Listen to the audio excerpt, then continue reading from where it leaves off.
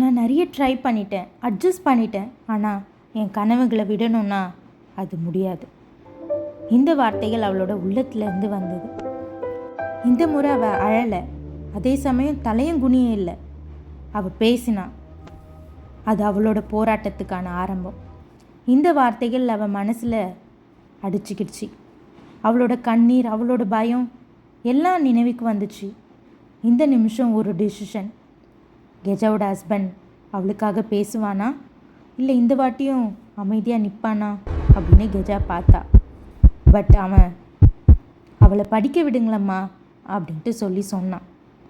இந்த வார்த்தை சின்னது தான், ஆனால் அது ஒரு பெரிய மாற்றம்.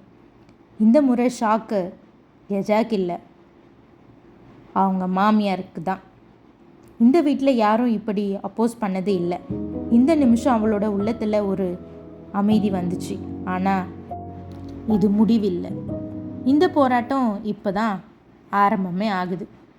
வீட்டில் மாற்றம் வரும், ஆனால் அது ஈஸியாக வந்துருமா? வராது.